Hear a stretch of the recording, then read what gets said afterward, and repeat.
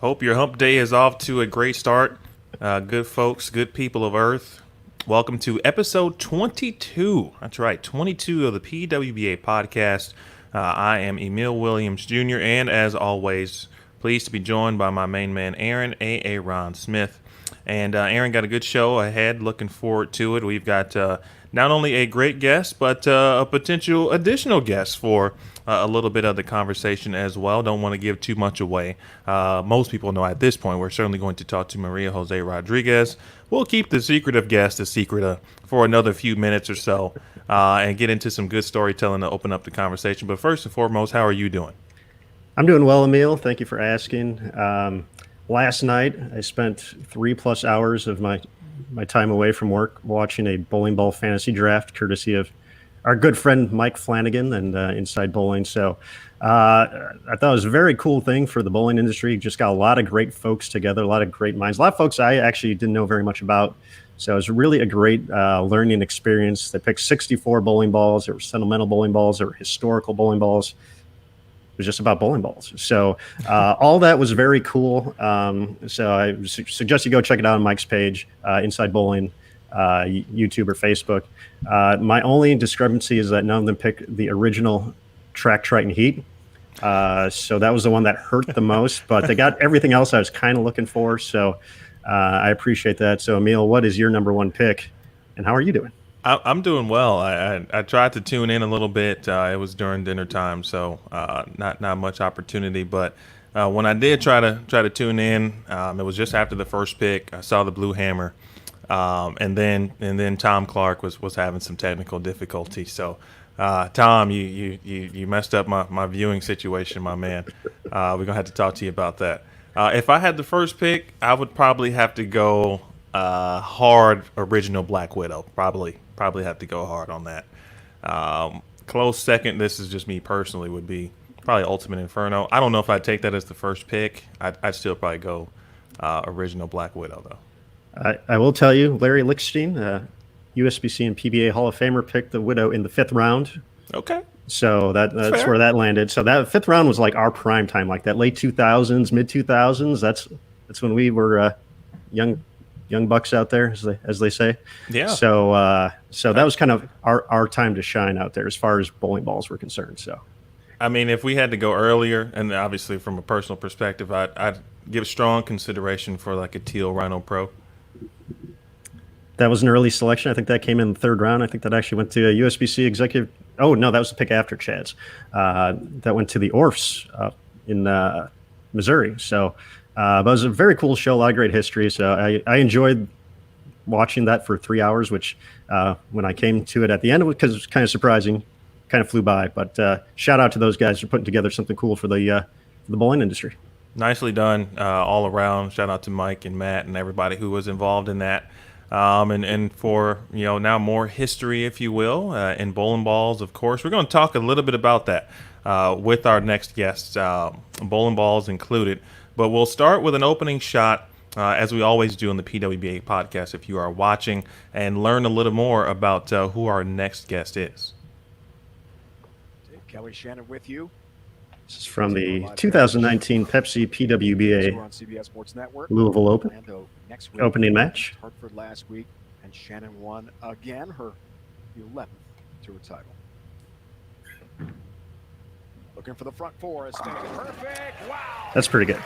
That's a pretty good shot. We should ask her if she actually liked it. I think we get a replay here too. Get some. Get the side look here at Maria. Drops the ball into the swing really quick. I love the Kelly breakdown. Nice and relaxed it is there, but again, the eyes and the head very, very still. Pushes off on the power step in step number 3, and a deep knee bend slide. Has the hips a little. There it is. There it is, and here she is. Please welcome Maria José Rodriguez to the PWBA podcast and her loving husband, Nathan Bohr, to the podcast. How are you both? We're doing good. Good, thank you. Thanks for having us, guys. Good, absolutely. Aaron, speaking on the bowling ball talk, I know we had a little pre-chat convo, so I'm gonna have you start off our conversation here today. All right, we're gonna kind of put you guys on the spot here. We're not looking all time, But since there's a particular brand you both enjoy very much nowadays, if you had to pick 3 motive balls to use for the rest of time, Cool, I got it. what would they be? Venom Shot, Blitz, and Mass Purple. The original sniper.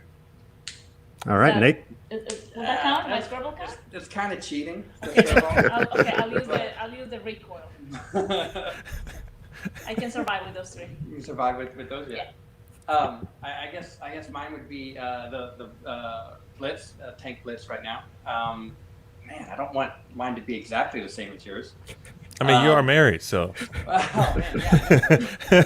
We rarely throw the same ball at the same time. I have a knife right here. Let's go. Machete. Let's go. Forza SS. No, sorry, not Forza SS. my Forza GT. Forza GT. Okay. The blue and yellow one, and then man, going away from you. God, the recoil is so good for us right now. I'll have to say recoil also. All right, answering the tough questions right out of the gates. We appreciate that. That was easy. Okay. Nice start to the convo. We don't make them too hard. Well, maybe not, at least yet anyway. So from the quarantine situation, obviously we all have been in our homes and trying to do the best we can to make do with what we have. So always curious to know how players are staying busy, how you staying busy. So Maria and now certainly Nathan, how have you guys managed to stay busy? What have you been doing? I know we talked about swimming in the pools and things that you normally would enjoy. You haven't been able to. So how you been staying busy? We the pool has been closed. It opens tomorrow, so we change our schedules for some pool time tomorrow. I don't know. We built the lane in the garage. Oh, so yeah. That made us organize the garage. a Yeah, little bit. yeah. Built, I mean, it's not a lane. and it's yeah, like built an an approach with the little ball catch, which has since the bowling center was open a month ago, has started collecting dust and collecting more bowling balls on it rather than throwing bowling balls on it. Yeah, But it worked. It was yeah, fine. yeah, it worked. It kept your hand in shape, kept your arm in shape, kept her. She used it more than I did. Thinking that the women's tour was gonna kind of come back at any moment, and so she used it more than I did. But it was good. It was fine. It gave us something to do during the day, not just sit here and watch Tiger King all day. Hold on the binge watch. That's at the end of the conversation. Go ahead, Aaron. How long did it take to put this lane together? I'm curious about that part. It was like 3 days, I think. Yeah. 3 days? Okay. Yeah, But it was mostly because so the first day I was just thinking about if we had enough space, if we moved these things around, like if there was gonna be, I don't know, enough room for the 4 steps, 5 steps, whatever.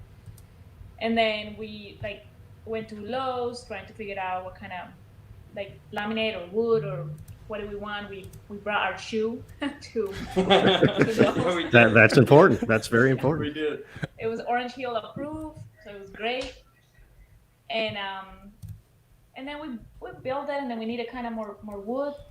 It was like 3 days, but it wasn't full days. Yeah, it wasn't full days. We mapped it out one day, then the next we kind of laid down the base, which was old 4-ball boxes that we pulled apart and taped together, and then we actually got really lucky going to Lowe's and looking at laminate.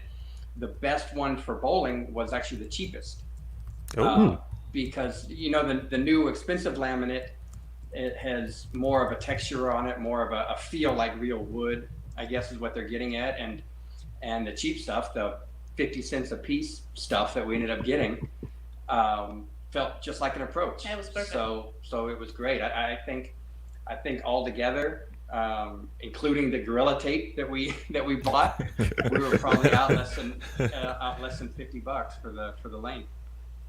Very nice. Very nice. So I'm curious, would you rather have or take what you built at this point and the feel of that, and then have that across many bowling centers across the world, instead of just what we normally would have, whether it's synthetic wood, etc. Would you replace or want to replace some of the approaches that you've experienced with what you built in your garage? If they don't have real wood, yes. Because even we don't have AC in the garage, obviously, and it was hot some days. Like we couldn't even walk because it was too hot.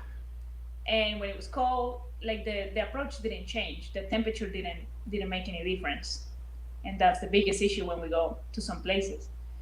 So yeah, I guess, but yeah, it was actually great. really pretty close. The biggest issue was the dust from the garage getting on there. We had to make sure to keep that clean, but overall it was a real consistent feel. Once you got used to it, we were able to go 100% almost right away. Yeah, that's awesome. Very cool. I remember we had Clara on, and she referenced your approach specifically, and how you guys collaborated and provided some advice on what she should get as well. So now I might, I feel like the quarantine is kind of almost over in a sense, but you never know. You're right. And so, but to this point now, the way you just described this approach, I'm like, and I've seen it, of course, but I'm like, man, he said it's so easy. So maybe I should just go buy it and see what happens. It was easy. Gonna hold you to that, Ina. Yeah, Aaron just gave me that look like, oh yeah, okay. Yeah, right. All right. So keeping with obviously you or Maria and Nathan. I'm curious, and I don't think I've ever really asked this question, so it's a good time to ask it. So, how did y'all meet? Like, what's the story? How did this relationship blossom, and of course, ultimately into the marriage stage? So, what's the deal? You want to do it, or you can go first. You want to go first? There's always two different versions. All right, I'll go first. The actual meeting part took place at the first World Series in Detroit. what time, where, how? Well, I do remember where. We were walking into a restaurant at the big strip mall area close to Thunderbolt, and Maria and Andres were having dinner out on the patio, and we walked in, and first time I'd met her, we said hi. It was with Rick. I was with Rick. Yeah, I was with Rick Benoit. He was the ball rep for Brunswick at that point, who I was with, and went in and just said hi. It was quick in passing, so quick that I didn't get her name right for the first 3 or 4 times that I thought about her or mentioned her. I just assumed Jose Maria was her name. Wow. What? I did. I had never heard the name Maria Jose, so I didn't understand it. I didn't know it right. So that was where we first met. That was such an American thing to say. Very, yeah. No, I was not Latino at all. And you live in Texas. Oh my God. I had been in Kansas for a long time. Oh my God. Anyways. So yeah, that was the meeting part. Our paths crossed again at the 2011 IBC championships or ITC. After I picked sorry. up that wonderful 369. We'll get to that. we're All over stealing the all place. your Oh, it's okay. Anyways. it's okay. We met in a Sorry. So that was when our paths crossed again, and then we okay, met I'll let her go. our regional again here in Austin. I moved to Austin eventually, got here, and then his mom, aunt, dad, everybody was at the regional. I didn't know anybody, and his mom told Clara that she liked me very much and wanted to hook me up with Nathan. So we went to Top Golf and we play, and then he went, "Hey, you want to go to dinner tomorrow?" Or what? My first contact with her was not a backhand to the face, just so we're clear. It was like that on the leg. Hey, want to go to dinner tomorrow or what? That's Wait, it. And it worked. what year was this? I don't know. 2013. Okay. Yeah. I'm not good with that. So Yeah, so and shout out so- to Nathan's mom first of all. Yeah. Okay. Absolutely. Yeah, and Clara. Yeah. So yeah, 2013, we kind of kept talking through then. After I went home, I was still living in Kansas and Wichita. went and bowled the World Series that year in Vegas, and she decided that she wanted to come out there and didn't tell me. I didn't know she was coming. And I showed up and he got half. No, yeah. So it was. I was excited to see her, obviously. Yeah, like the front six, and then he went 5. I was bowling the Cheetah semis or so, or the end of qualifying, I think, for Cheetah. And I was averaging 240. I was bowling really good. And I had a 5 or 6 bagger going, and I look over my shoulder and I see her walking down the concourse. So immediately my focus went straight back to what I was doing. I'm not gonna let this person get in my head. Because I'm excited to see her, and I guess I was excited because I bucketed on the next shot. I threw it a little hard, I guess. But then that was it. We hung out that week. She was supposed to fly back to Austin at the end of the week. Yes. I talked her into driving with me through a snowstorm because it was so much fun. So we drove to Wichita. We drove through a snowstorm in Colorado and ended up in Wichita for a few more days, and that's it. eventually I drove her back home, and that was it. That's Very not, awesome. that's a lot of parts to that story though. So There are a that's lot of parts to it. Yeah, He's going a lot more into the story well, yeah, probably. than I would have gone. But Yeah, that's true. That's why you're here. yeah, that's what you guys do. I noticed that. Well, I want to shout out again Nathan's mom for 2 reasons. One, for the stories you just mentioned, and 2, because I know not to call you Nate. And that was pretty. Yes. That was a pretty fun conversation that we had. Yeah. Me and her, awesome individual. So we appreciate you sharing that as well. Yeah. It was best thing that ever happened to me. Wow. Okay. Well, that's a clip moment, Aaron, for us. There we go. There we go. Keep that highlight in mind. 18 minutes in, I got it timestamped. Okay. All right. So from the bowling perspective, and we'll ask you this as well, Nathan, before we turn it over completely to Maria. Bowling is back in Texas, of course. So you guys have had the chance to bowl a little bit in the last few weekends. So just talk about that, the experiences for both of you, and kind of how you feel at the moment. Feel as far as bowling wise, Yes. I actually feel pretty good.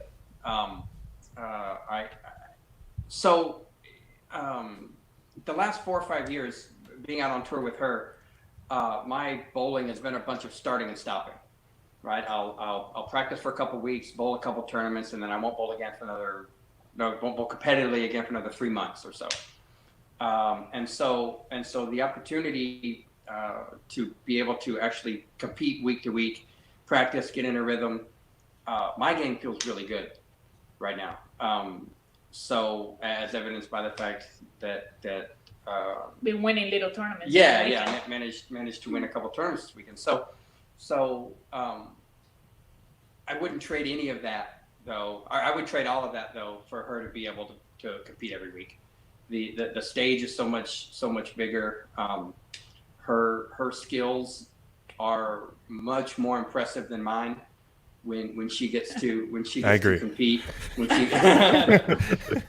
she gets to compete on a weekly basis on TV, I'd much rather her be able to do that right now. But I'm enjoying this opportunity to kind of find my game again. So started out first tournament we bowled, it felt kind of weird, but then the last 2 or 3 weeks, actually I guess it's now 4 weekends in a row that we bowled. I've felt like I've gotten better and better each time.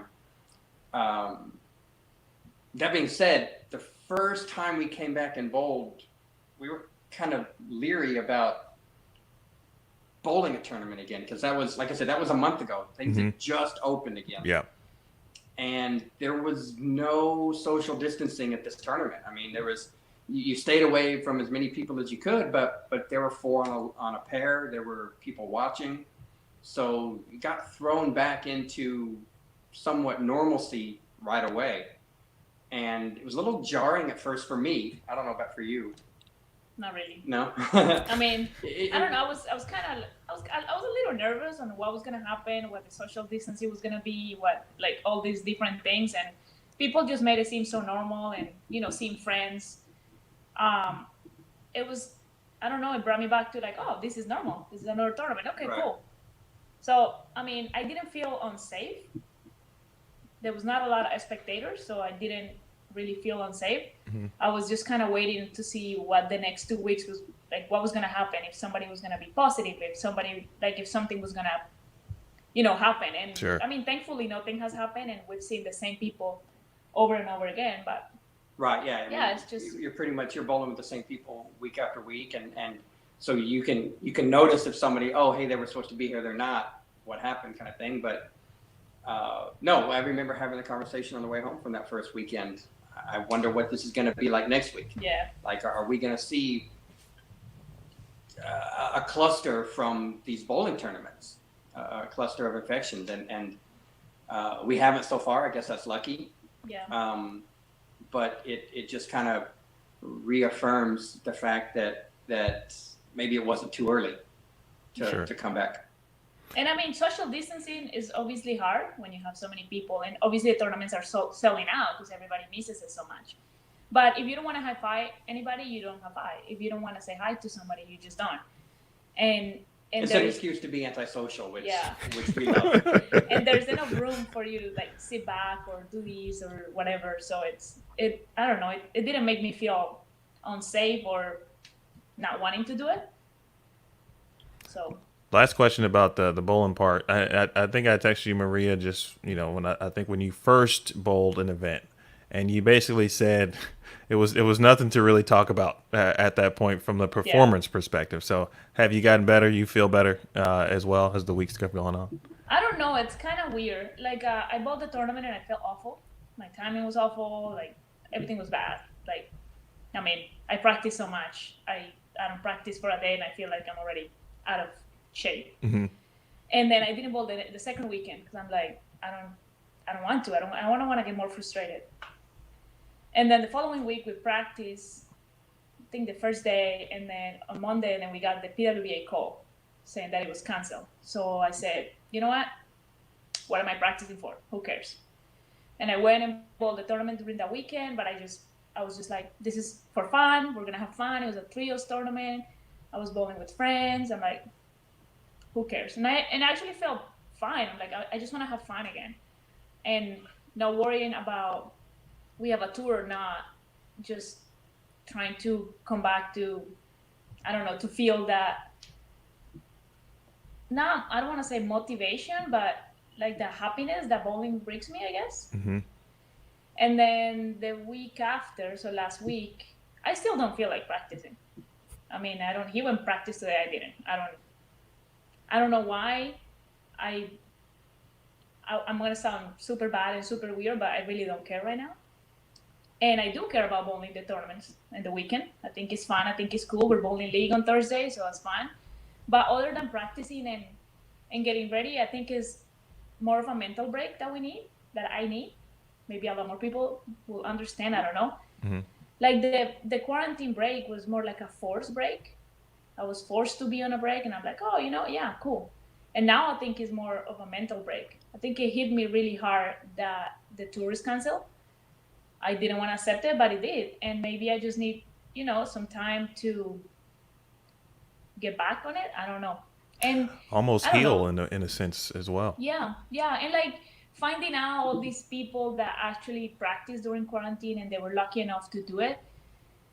I thought it was only like a couple, and then you go to tournaments and they're like, oh yeah, I've been bowling this whole time. Oh yeah, I've been bowling this whole time. And I'm like, man, that makes me feel even worse. So yeah. So no, I haven't been practicing. Well, I appreciate that you sharing that, honestly, and that insight. I mean, that's a different outlook. And that's probably one that others probably share and perhaps just haven't, spoken about it in the public sense, or we haven't had a chance to catch up with them. But we appreciate that, and also appreciate you as well, Nathan, for your insight and take on what is happening Sure. as well. So having said that, I will bid you adieu at the moment. Thanks, guys. No, thank Thanks, you, Nathan. man. It's weird. Like we get to see each other, or used to seeing each other every week. So I know exactly. haven't seen either of you obviously in quite some time. So it was nice The to US catch Open up. probably. So yeah. Yeah. It was nice. Well, Well, thanks, guys. Good luck. Appreciate it. Keep Thanks, her in line. Nathan. We'll keep her in line. Well, at least we'll try. It's very difficult to do. All right, see you guys. Okay. All right. Thanks again to Nathan for stopping on for a little bit here to get going. But Maria, we're going to work in a shameless Bold TV plug because last week you were on the Gauntlet with with Curtis and then against Shannon Sellens. So talk a little bit about that experience, what that was like. Ultimately, you got the win at the end, which was, I have to go again. So you get to go again. But what was that like kind of going into that? I could only imagine because obviously Curtis brings up some interesting questions along the way. So was there any preparation? Like how did you get ready for that? We had a little rehearsal 2 days before or so, and he was telling us like, I'm gonna ask you the most random things and blah blah blah, and I'm like, yeah, cool. They might sound normal for you and for Shannon, but I'm Colombian. I grew up speaking Spanish. My jokes are totally different. Cool. So I texted Scott, and I'm like, how do I get ready for this? He's like, just think about the most random things that you can imagine. Read fun facts, weird facts, true and false. I'm like, okay. And I really didn't. I tried to get ready, but I didn't. I kept forgetting. And then, I don't know, it was fun. It was weird. And I don't know how to describe it. I had fun. It was cool.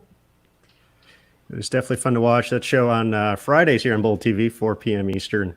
Maria with the win over. I don't think I'll win again. Like if I have to face. Well, not with that attitude. Scott, Come on. No, I mean, if I have to face Scott, I think that'll be hard. I don't know.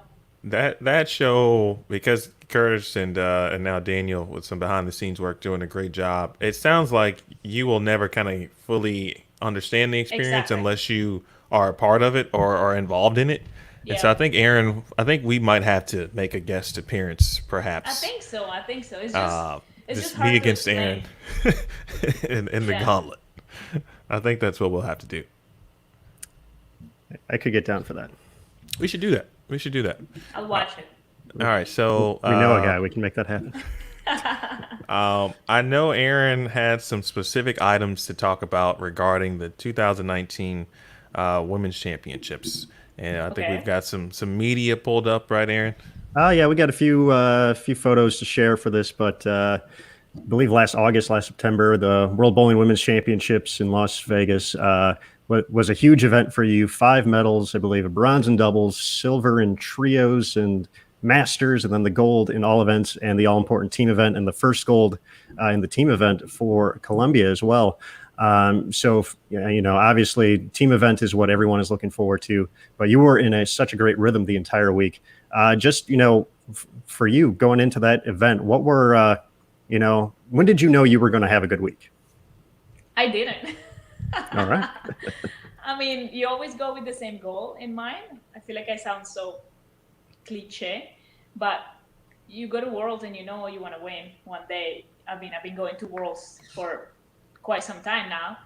And I remember 2 years ago, I was so close to medal in singles and I didn't. And then we medal in a team event, but we lost to Malaysia.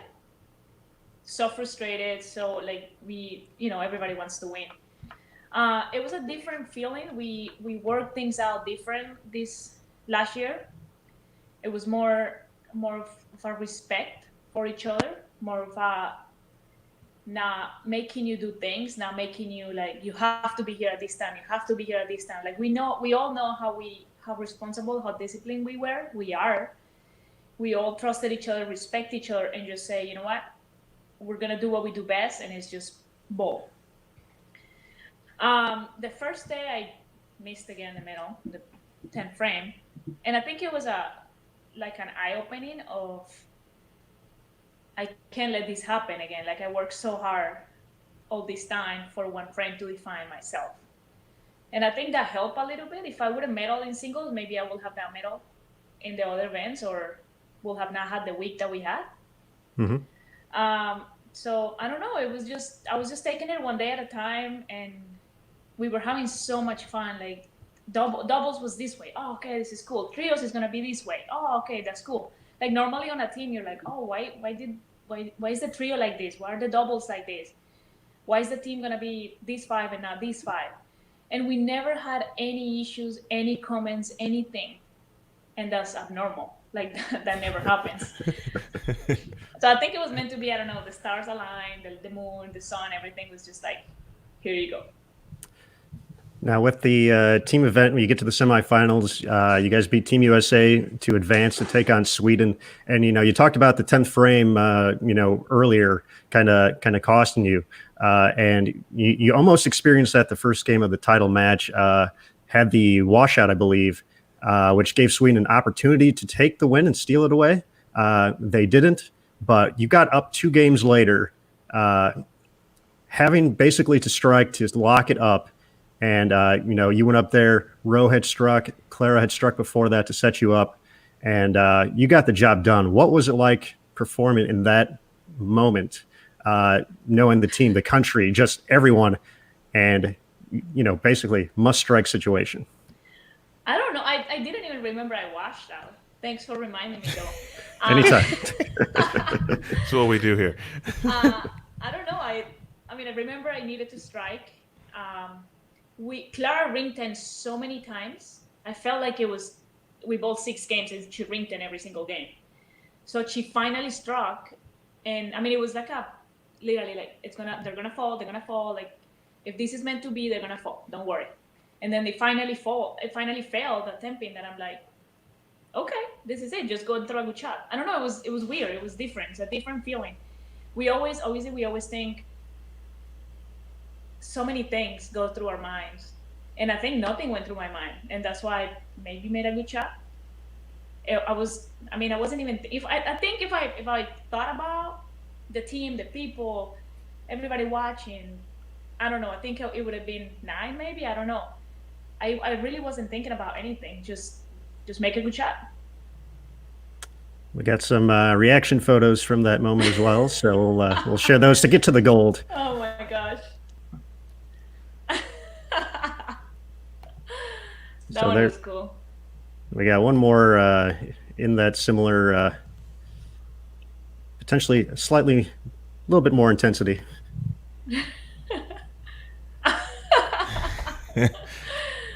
That's when you know right there. But that's the gold medal moment. So that's that's all the work. That's everything that came into it, and of course, finally, the celebration afterwards. So.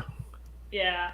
And it was so quick. I think the Worlds was fun because the medal ceremony was right away. So you were still either crying or happy or mad, or I don't know. It was fun. We were still so excited, so happy about it. One quick follow-up. Of course, the story after that, on the unfortunate portion of the week, was right? the bowling ball falling on your toe, unfortunately. Oh so is everything good from the toe perspective? Yeah, it's fine. Okay. It's fine. My nail's still weird. It's iffy. Like it's still, it's almost all the way grown out, but still there. But no, my toe's fine. Okay. I did all the rehab, everything I could have done. Clearly 4 days later, I try to forget about the pain and just bowl. Because that's what you do, right? And I don't know, I still feel like it was such a unlucky thing. Like I was bowling so good. I felt really good. I felt like everything clicked in, and I was so excited to just keep bowling and having a good players and a good tour championship. And obviously it didn't happen. It restricted me from really throwing good shots, and probably pain a little bit. It hurt a lot, but I don't know. It happens. It's good now, and I still have 10 more months until maybe we can bowl again. So it's gonna be perfect. That's good. That's the right attitude. Happy to hear. Well, I am happy to hear that your toe is good. I am curious from your time with Team Colombia, what are some of the other top moments? I don't know if obviously I would assume the World Championships would have as now at the top for you, but what are some of the other moments that stand out for you in your Team Colombia career? Obviously Worlds was crazy. Winning Popcorn in Colombia was a crazy moment, and then winning Papuan again in Dominican Republic was pretty good. And the team hasn't changed that much in a long time, only maybe one player. So it's been a great learning experience that every time we win something or we do something big, I don't know, it's been coming from a long time, trying to understand each other, respect each other. All of us are so different. Personalities are so totally opposite. So I think learning and getting to know each other it's been great. That every little thing is just, I don't know, it's awesome. That's good stuff. Aaron? Obviously, that was a big moment, but really the first moment for a lot of folks who now follow the PWBA Tour to kind of get to know Maria José Rodriguez was the 2014 Queens in Reno. You earned the top seed, went undefeated in the double elimination match play bracket. And as you're sitting there waiting for your opportunity to bowl, Kelly Kulick fires off like 770 to make her way to the title match. So, you know, I was there that day. I was actually the foul line judge, or I wasn't the foul line judge. I was the shot clock guy. And I am happy to report that I didn't find anybody that show. But, you know, for you waiting to get into that title match, obviously Kelly was doing Kelly things that entire day. You know, what was kind of the mindset heading in? And then I'll follow that up with just a few questions about that kind of as the match went on. I know we had the little TV break with the ESPN going down too. So just kind of those first few frames and going into that break, just kind of what was the experience like? It was, I don't know, it was different. I've never won a match on Queens before that. I made the bracket, I think, once, and I lost right away. So it was like, you know what? I just want to win a match. Like, who cares? So I won my first match, and I was so excited. I'm like, oh, this is cool.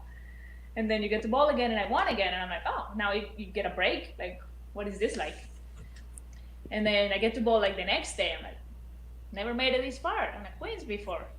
I think I didn't even have any enough jerseys or T-shirts or whatever. Like, so it was a funny tournament. Like, oh, this is cool. Nathan was there. It was just fun. And I remember before the show, just trying to sign my contract. I literally signed with Hammer like an hour before the show. So I was trying to set up things and like, this is what you do, this is what you ask for, this is what you're getting. I'm like, I've never signed any of this before. I don't have a manager. I don't have our sport is just so little that am I signing something right? Am I signing my life away? What are they gonna do? Like, just trying to trust whatever people were saying. And they drilled me like 7 bowling balls. I'm like, can I just throw what I was like throwing? No, it's just one match. I'm like, I know, but I know how my thing went, like how my matches went. Like, why do I have to? Anyways, it was a weird deal, but I practiced and I'm like, okay, so what do you want me to do? What ball do I throw? Because it was I don't know, it was weird. Ended up throwing one ball, ended up winning. I don't even know. I don't remember that much. I was nervous. I think I went Brooklyn the first shot, maybe. I don't know. Shameless plug for tomorrow. We are going to run that match on the Throwback Thursday Match of the Week on Bowl TV. So you can please join me tomorrow at 3 p.m. Central, 4 p.m. Eastern. Can I join you from the pool? Yes, actually. You can. And you can chat with those who will be watching, and we can actually relive the entire match together. So I'm glad you said that.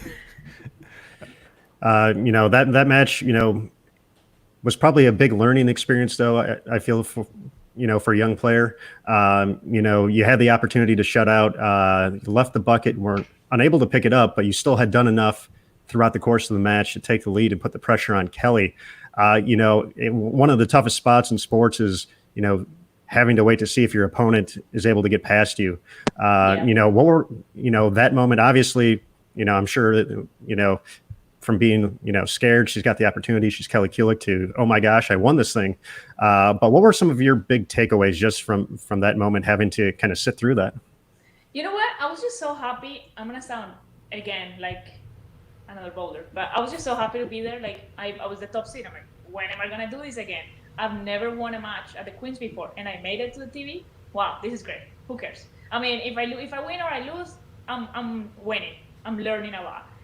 And it was super funny because the broadcast was interrupted because of the tornado or hurricane, whatever. Mhm. So all my shots on TV was like, she missed the bucket, I missed the 1-2-4, I did this, but they never show like I had a 3-bagger or something like that. So they're like, how is she up in the match if all the shots that they've been showing is their opens? And yeah, I left the bucket, didn't pick it up for like a year after that, I think. I felt like I had to learn again how to make it. And I don't know, just waiting. I wait, and then she flat 10, and I didn't know what to do with my life. I'm like, am I really winning? Like, what is this like? It was, I don't know, it was cool.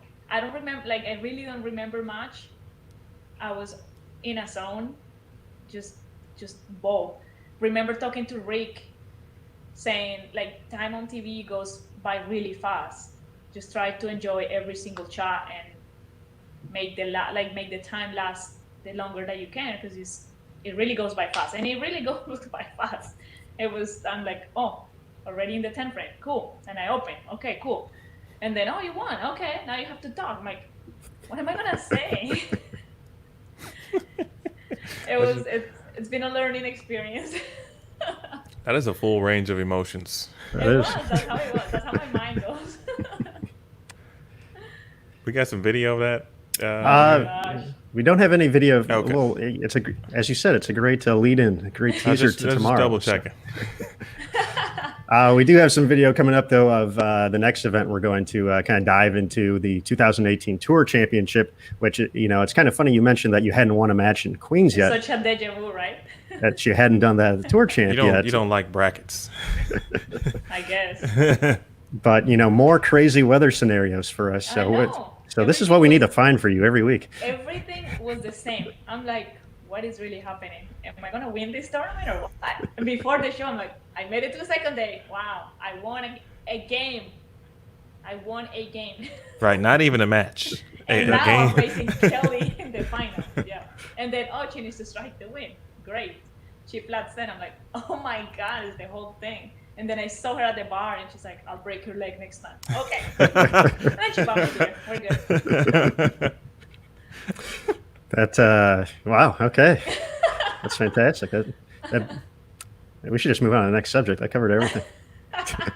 Yeah, it kind of did, but go ahead, Aaron. But obviously before Sorry. that, no, that was all great. That was that's the kind of insight we're looking for here on the PWBA podcast. So, before the matches even started, we had weather in Richmond that year. We had tornadoes. We had the roof Lincoln.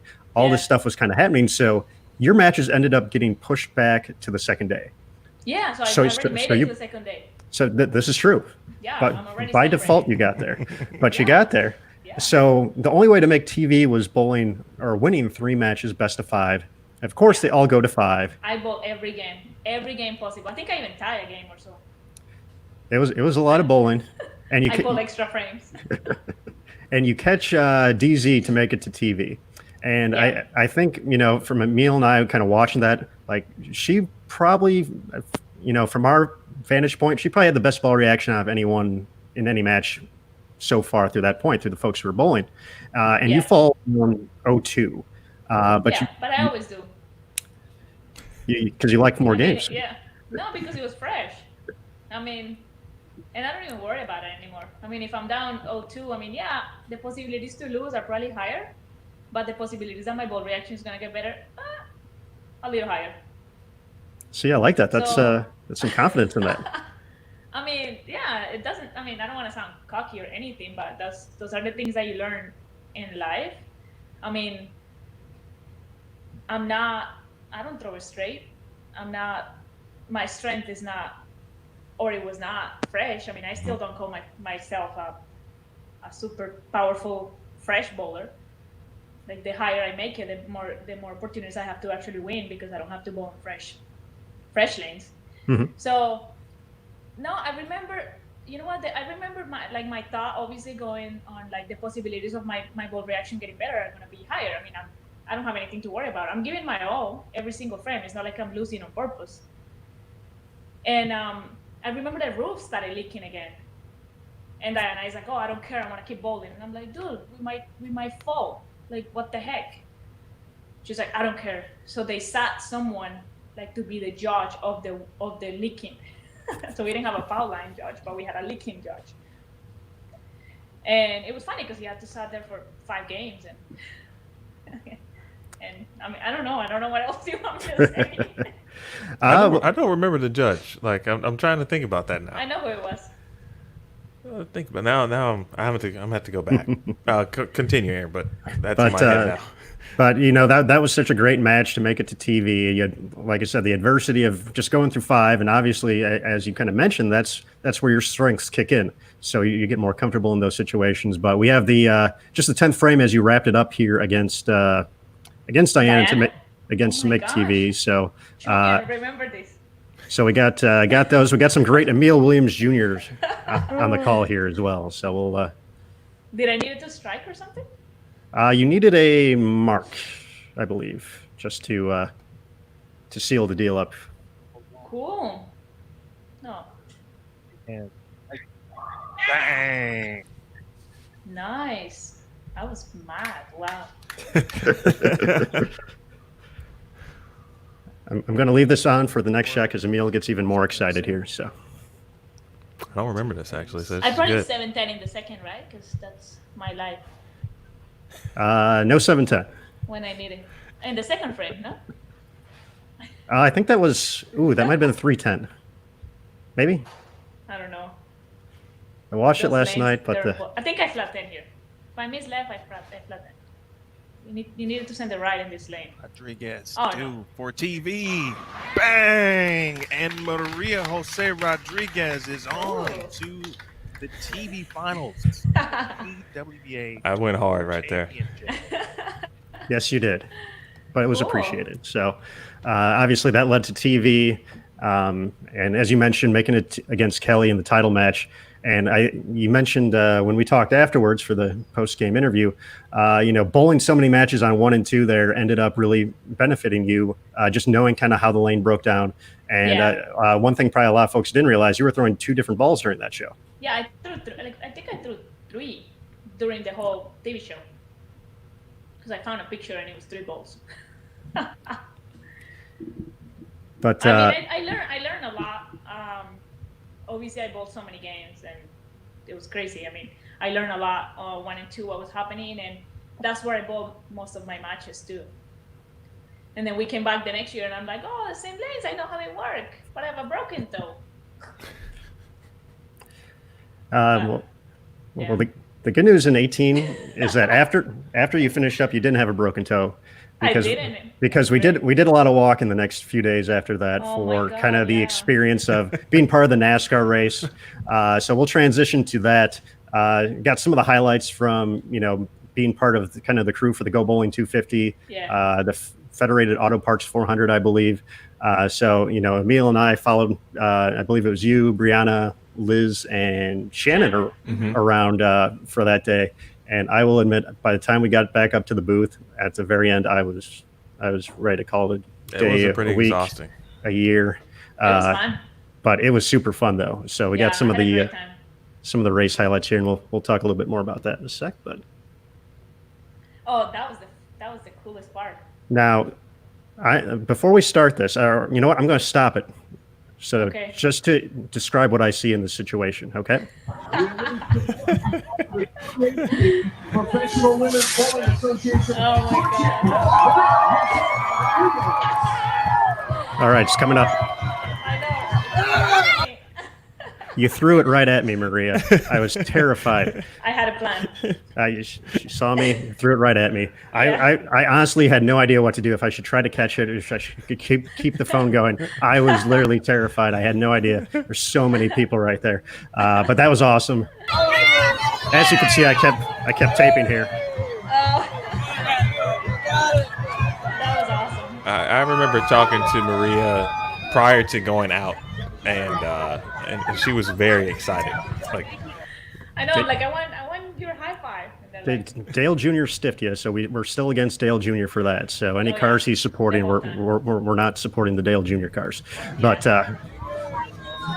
this next thing up was pretty cool.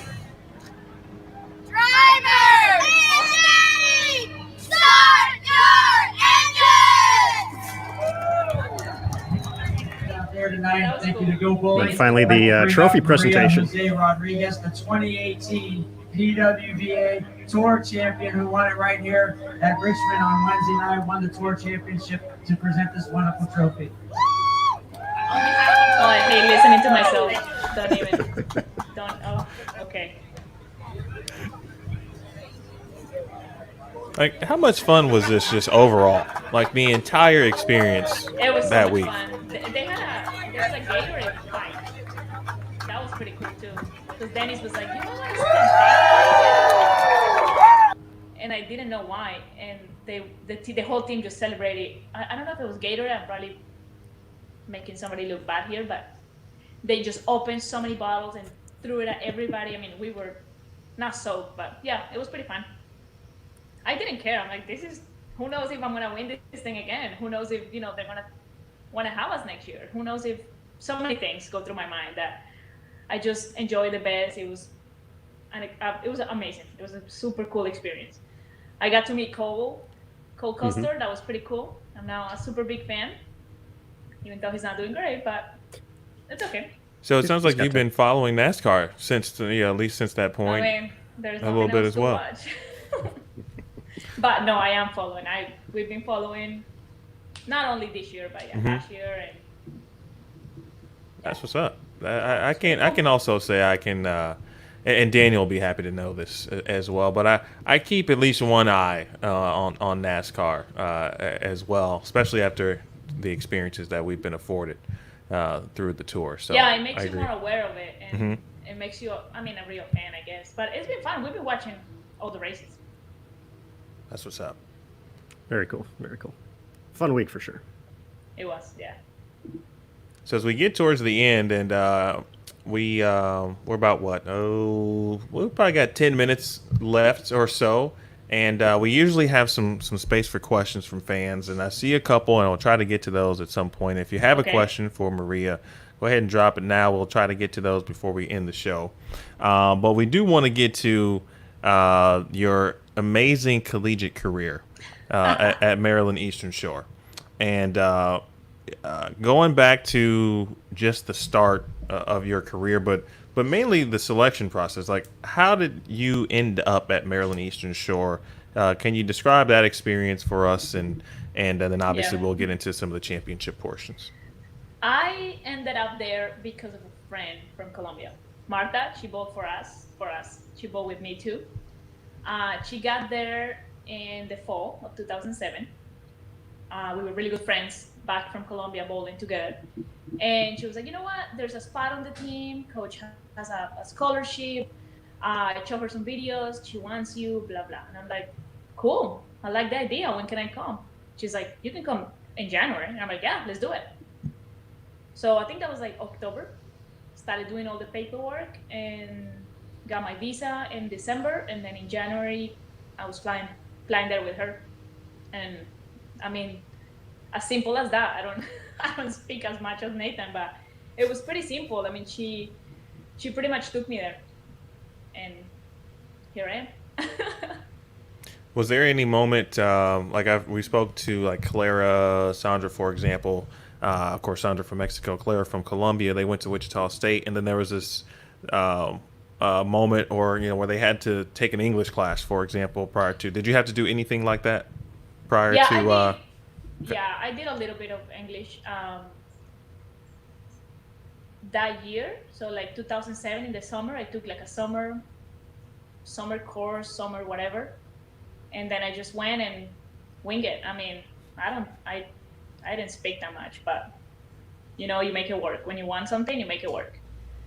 And I just went to class, and your hearing gets better, your hearing gets better, and that's it. I didn't have to do anything. I didn't have to talk to anybody. Just bowl, go to class, and show up when it's necessary. That's it. Well, you showed up on the lanes, that's for sure. I tried. You have this supreme knack to obviously be clutch in the 10th frame, and so we do have some video of several of those moments, or at least one. For sure. Aaron, what's first, Aaron? Let's go in order. So we'll go obviously, UMES won in 2008, but we're going to go ahead Yeah. to 2011, your senior year. Okay. Obviously, a very historic thing, winning both the NCAA and the ITC. First Yeah. school to do that. But let's take a look at the NCAA first against Vanderbilt. I like it. So we got some familiar faces here. So many people there. Yeah. I like the NCAA better. She fought nines. I remember. She did, yep. Yeah. It's Randy Peterson on the call. Oh my gosh, yeah.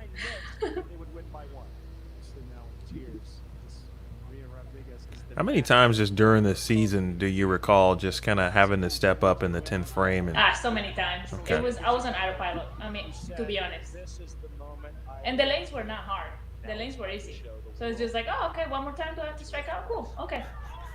I mean, I don't want to sound cocky, but when you do it every I love it, actually. week, So just week after week after week, and if you don't strike, it's like, oh, it was your fault. You didn't strike. So you become like a robot. I don't know. It was cool. That was a really good shot. I threw it really good. That was. Yeah. it was a great embrace for you and Coach Brummel there, and I know she's meant a lot to you as well. Can you talk about what her relationship is with you and how you guys have become close since that time? I don't know how. I mean, I think we just clicked. She was like a mom. She is like a mom. She calls me, and I call her sometimes like, "You okay? You need money? Are you eating well? Are you okay?" Like, yeah, it's like it's a mom. She knew how far we've come. I mean, we left our country, we left our family just to be there, and she's like, the minimum I can do is just treat you like my daughter, and not only to me, to everybody. Everybody was. I mean, you can talk to every single person from this team, and they're all gonna say the same thing. She's amazing, and her husband Papa is amazing too. I mean, there's not enough things I can say just to talk about her. She had no idea about bowling, but she hired Doug. She took us here, took us to the training center. Got us a deal with bowling balls. She knew what you needed to do just to become the player that we wanted to be, even though she didn't know anything about bowling. It's just like a perspective, like a person. I mean, she knew what to do.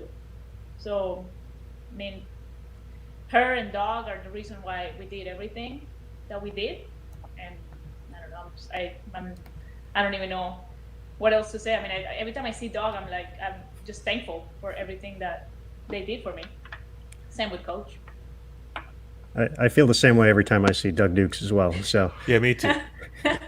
I didn't realize, actually, we were having a conversation one day, and I didn't realize at the time that he was a coach for the squad. And then we just got to talking, and then, I'm going back and looking at stuff. I'm like, oh, snap, there you are right there. Like I didn't know that was you then. So, I mean, you guys accomplished a lot. And, Aaron, do we have the ITC vid? Oh, my gosh. we do. And Emil, I know this one's kind of tough for you to watch as That's an okay. LU grad. So I'm just... I know what's coming. I think I'm more excited to see this look that's going to happen. Just FYI, I 2-4-8-10 in the fifth. So there was no way I was going to throw it right again. May accomplish something in That's good context. college bowling. Lanes were super high scoring, as you can tell. Yeah, just hit the head pin.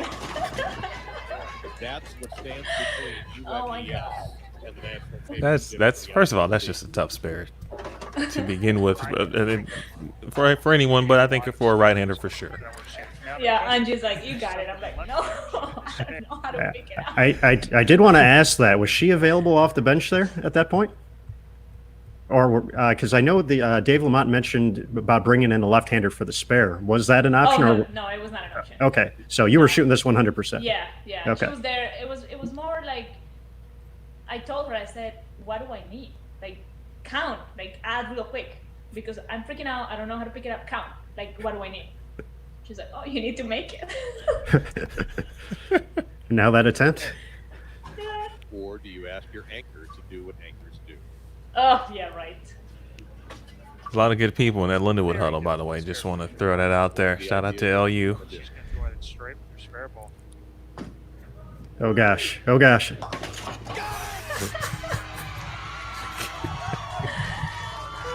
Came back like no doubt about it. But I'm like, right, the I'm look. freaking out. I'm like, oh my God, The did I look really like, just do wait, that? hold on. And hit the 3 and the No, 9. it was awful. Then hit the I'm 6. like, oh great. Like, you should have got 0. I know. The 6, which is the 9. My face is like, No, it's not over. like holy shit. What am I gonna do? They just need 3 points. But that essentially sealed it. And this was the same shot. There you go. That's all. Count was good though. Yours, Your Honor. Maryland Eastern Shore makes college bowling history. I'm just pissed. I'm like, oh my gosh, like No did we one really has ever just won do the it? Like, NCAA did I really just do it like IBC that? in the same year. I didn't do it on purpose, obviously. Like, how can you do that, right? Sure. Well, we definitely understand that. I hadn't watched that in a long time, so just watching it again this morning, prepping, and I was like, wow. I know. And when I tell people, I'm like, oh, I barely picked that out. They're like, oh yeah, whatever. No. I barely picked that out. Yeah, if I was on the other side, as a competitor, I'd be like, this. Yeah, that's some trash, right? Yeah. Right there. I mean, that's a tough one on the other end. But I just love how you sold it though. Like you looked and came back as confident as ever, as if you meant to do that. I don't know how I faked this so well. Probably by watching soap operas. I know, yes, that is one of your faves. I'm gonna take this quick opportunity to ask at least one question, and it comes from Jasmine. She's watching on BullTV.com, and she mentioned how you've mentioned in the past that you've got a Starbucks cup collection. So she asks, how many do you have at this point? Maybe 100. Woo. Oh wow. Ooh. Maybe. Are they all displayed? Like, are you keeping them in boxes? Or? No, I mean I use them every single day. Get out of here. Yeah. Wow. Yeah. There's if you follow me on my Instagram, Maria José Rodriguez, you can see I have a highlight. It's called coffee. You can see all of them. Not really all of them, but I don't know. I want to say between 70 and 100, I think. Wow. That's I lost a couple in quarantine. So. Fair enough. Yeah, Good opportunity to follow Maria too. That's a good plug. That's something we ask at the end of the show, but just so folks can know, again, just drop your Instagram one more time. It's just my name with an O at the end. Appreciate that. Highlights. Check it out, folks. Let's see what else we got in the comments. Here's one from Sandy, of course, but checking things out. This is a funny story. What we got? We went to Jeannie and Tony's lake house after a tournament. We bowled Longview doubles, and we obviously didn't make it to the next day. So Jeannie texted me like, hey, come by the lake house. We're here cooking, whatever. So we went to their house, and Sandy was there. And we're just talking, like, what kind of tournaments do we have left? And I'm like, Tour Championship. Oh, we should make a jersey for that. And I'm like, okay. Like a glitter jersey. I'm like, I'm all in, all about it. And she's like, it's gonna be white. I'm like, okay, white for the TV show. Yeah, cool, I like it. And then, what color do you want the glitter? I'm like, I don't know. And then Nathan goes by, of course. It's gonna be burnt orange. I'm like, okay, let's make it work. So that's how it is. And then I think I was more excited about wearing the jersey than actually making the TV for a minute. Like, oh my god, I get to wear the jersey because I didn't wear it. I only wore one jersey because everything got delayed a day. Right. So, and that was the first text I got from Sandy. He was like, oh my god, glitter jersey. I'm like, yep. Look good too. Thanks. Where is it at right now? Like, do you still wear it? Is it framed? Like, where is it? No, it's not framed. I don't have room to do that, but I will eventually. It's in the closet. I don't wear it much. I think I wore it once. But no, I don't wear it. Yeah, you shouldn't wear that one. No, it's maybe I'll frame it eventually.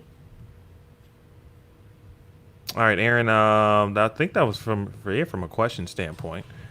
We've got a few minutes left, but if someone does have another question, we can quickly get to it. Having said that, Nathan almost gave away some binge watch situations earlier in the conversation, and we always save that question for last. So, Aaron, your favorite question. Yes, I like to learn more. I like to also get show ideas. So, Maria, what have been the binge watch recommendations that you'd give the folks over the past few months here? Obviously, Tiger King. Oh yeah, oh yes, We yes. watched it in one day, and we're rewatching it with Nathan's parents, so that's pretty cool. I still haven't watched that yet. Oh, you gotta watch it. It's pretty fun. It's hilarious. It's not Okay. hilarious. I'll It's give it a bizarre. shot. I'll give it a shot. You're like, I don't know. Your face is like, is this really happening? Like, I've heard a lot of different things about it, so I think the only way for me to really obviously come up with an informed opinion of my own is to watch it myself. So that's what I have to yeah. It's a car wreck. That's what it is. Yeah, it is. Yeah. do. All right, what Tiger. else you got? I watch Elite. I watch The House of Flowers, they're hilarious. The House of Flowers is a Mexican show on Netflix. Super funny. We watch Ozark.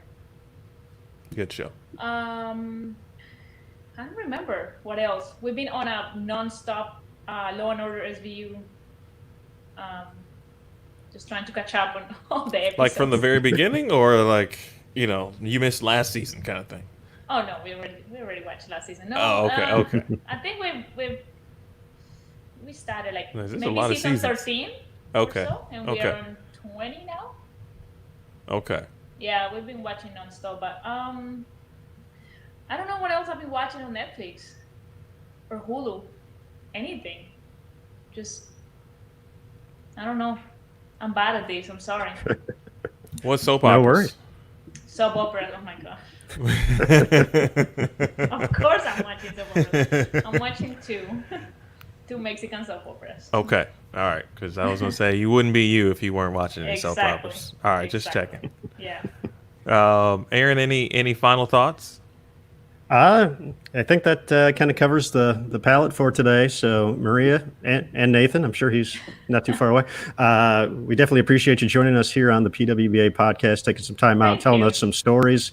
Definitely enjoyed going through some of the old videos, especially kind of reliving and going through just the videos, the photos of the Tour Championship in 2018. The NASCAR day was was super. pretty fun. That was super funny. Like I said, I hurt like hell afterwards Yeah. from walking all day. But I still have one of the hats somewhere here. excellent. The ones I threw. But that was super awesome. So we appreciate that. So I'll throw it back to Emil. And thanks again. Definitely appreciate Thank you, you. Maria. Thanks, Nathan, and appreciate the entire conversation and certainly the candid moments and the honesty as well. That's very Always. appreciated, and we know you keep your 100. So coming up next, folks, don't forget on Bowl TV, Daniel Farish is back this week with Splitting Boards, and he is talking to Caroline Thaser, I believe. That's it. Okay, and talking about her junior gold win. So look forward to that. That is coming up at 4 p.m. Eastern, 3 p.m. Central. And then, of course, Inside the OC tomorrow with Kyle Troop. Also at 2 p.m. Eastern, 1 p.m. Central on Bowl TV and the Open Championships Facebook page as well. So lots to look forward to. And, of course, the Sport Bowling Show coming up this Friday. So for Maria José Rodriguez, for Aaron Smith, and also Nathan Bohr, my name is Emil Williams Jr. This has been episode 22 of the PWBA Podcast. Stay safe, folks. Have a great day.